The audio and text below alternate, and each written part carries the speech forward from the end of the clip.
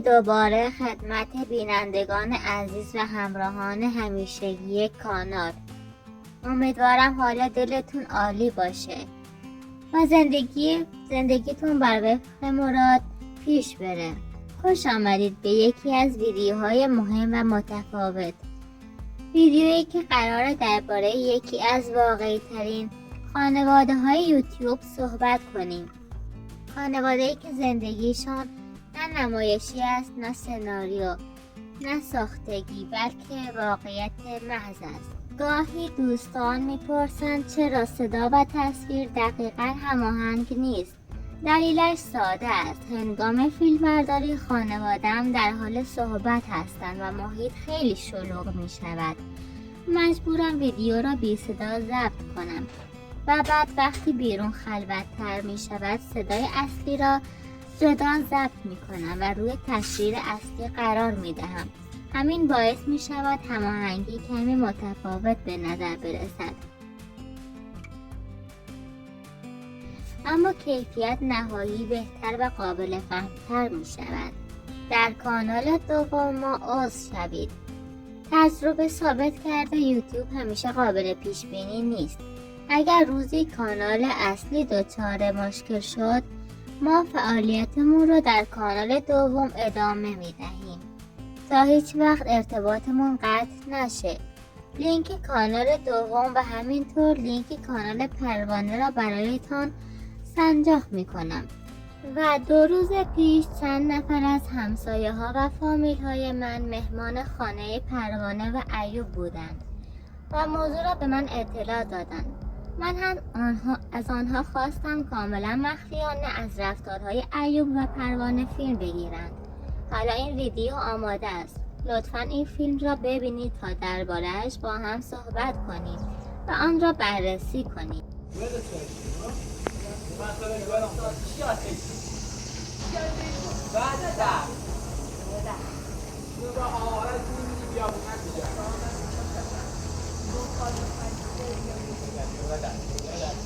همانطور که در ویدیو میبینید بین ایوب و پروانه درگیری و بحث شدید پیش آمده.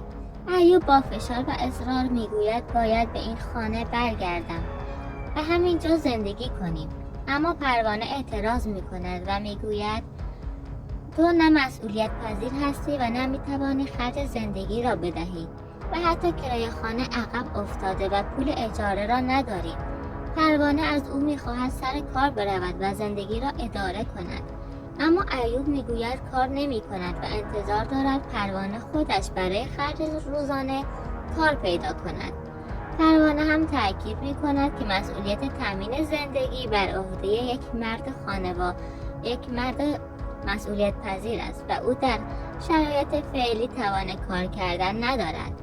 این بخش از ویدیو نشان می دهد که اختلاف اصلیشان بر سر مسئولیت مالی و رفتار ایوب است و خود ایوب هم معتاد است و پروانه می خواهد که این اعتیاد را پروانه و ایوب سالها در روستای همین با زندگی می کرده است و روستایی با امکانات محدود است، اما با قلب‌های بزرگ و ساده. رفت آمدهای خانوادگی زیادی داشتند، چون پروانه و ایوب نسبت فامیلی داشتند. همین رفت آمدها باعث شد ایوب کم کم دلش گیر پروانه شود و عاشق پروانه شد.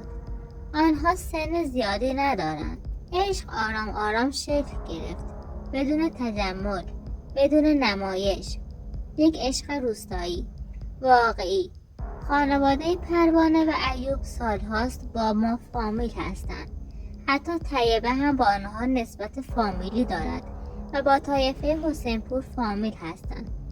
همه ما اقوام نزدیک هستیم و کانال واقعیشان در همین یوتیوب است. ما همه از طایفه حسینپور هستیم، طایفه‌ای که هرچند پراکنده شده اما ریشه های محکمی دارد. بعد از ازدواج خدا به آنها یک فرزند زیبا هدیه داد به نام آرشیدا، اما زندگی همیشه روی خودش را نشان نمی دهد. ایوب و پروانه مجبور شدند از روستا به شهر لردگان مهاجرت کنند، زیرا زندگی در روستا خیلی دشوار بود.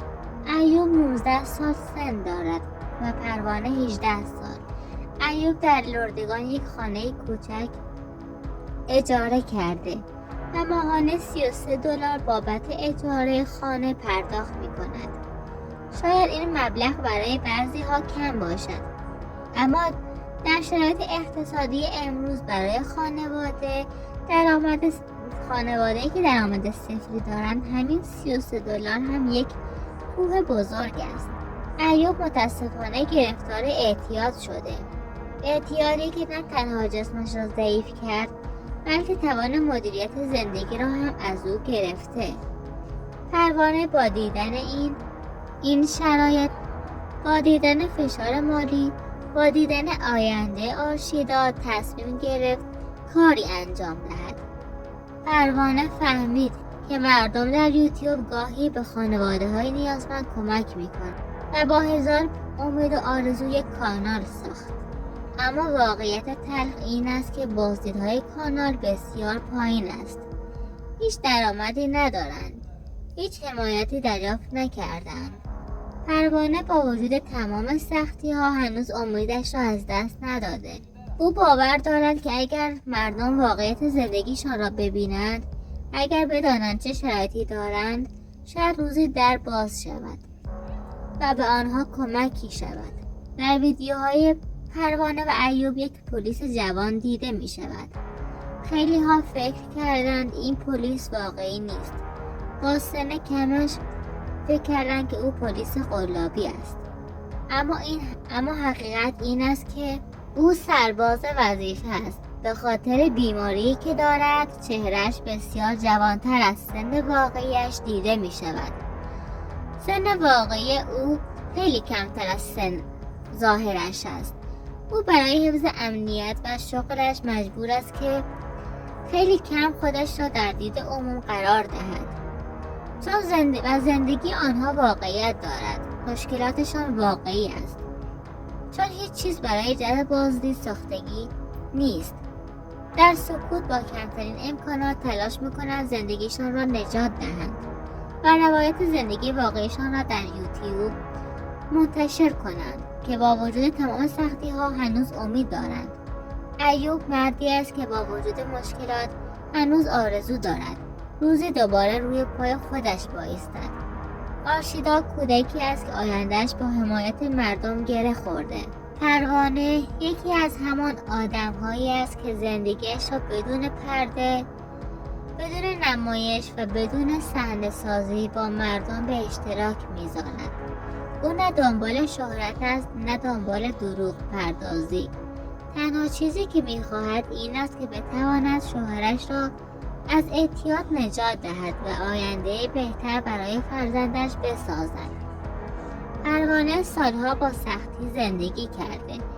وقتی دید ایوب شوهرش گرفتار اعتیاد شده و زندگی از مسیر طبیعی خودش خارج شده است، تصمیم گرفت کاری انجام دهد. او فهمید که یوتیوب برای خیلی ها تبدیل به یک راه نجات شده است.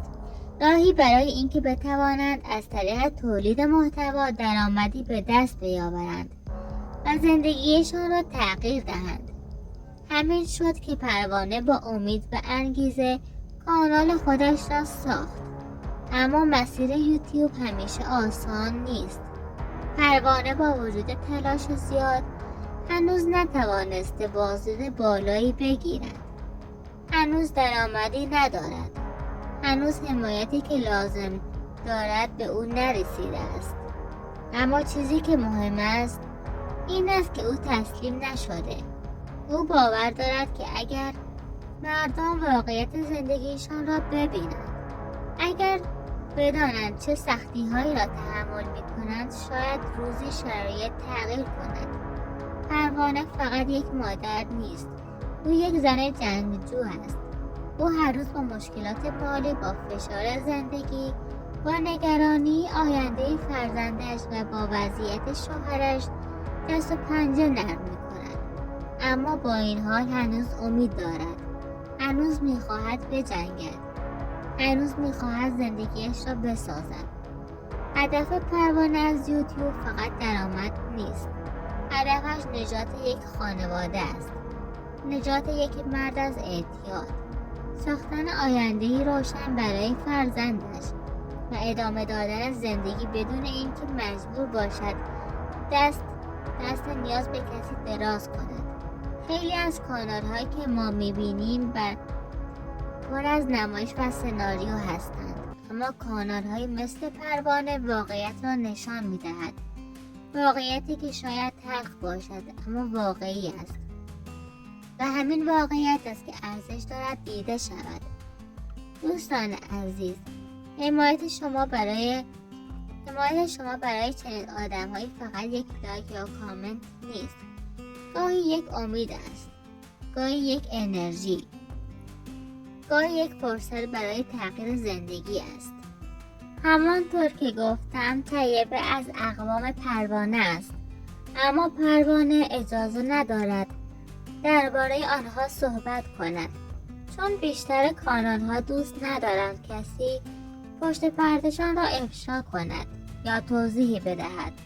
این موضوع فقط درباره پروانه نیست، درباره خیلی هاست. بعضی کانال‌ها از اینکه کسی دربارهشان حرف بزند ناراحت میشوند، بعضی ها میترسند بازدیدشان کم شود و بعضی ها هم کلا دوست ندارند کسی وارد حریمشان شود. من همیشه سعی میکنم واقعیت را بگویم و اگر شما واقعا میخواهید حقیقت یک کانال را بدانید، فقط کافی است اسم کانال را برایم بفرستید. اگر اطلاعات کافی داشته باشیم حتما درباره‌اش صحبت میکنم و پشت پرده‌اش را توضیح میدهم. هدف من این است که شما سردرگم نشوید و بدانید چه چیزی واقعی است و چه چیزی نمایش است. پیام‌های شما خیلی زیاد است و من هم تلاش میکنم تا جایی که میتوانم به همه سوالات شما پاسخ دهم. شاید کمی زمان ببرد، اما هیچ پیامی را سعی میکنم بی جواب نذارم. هر کدام از شما برای من ارزشمند هستید و همین حمایت شماست که باعث می شود ادامه دهیم و محتوای بهتری تولید کنیم. در پایان از تک تک شما ممنونم که کنار ما هستید و حمایت می کنید. انرژی می دهید و باعث می شود این مسیر را ادامه دهیم. مراقب خودتون باشید و تا ویدیوی بعدی خدا نگهدار.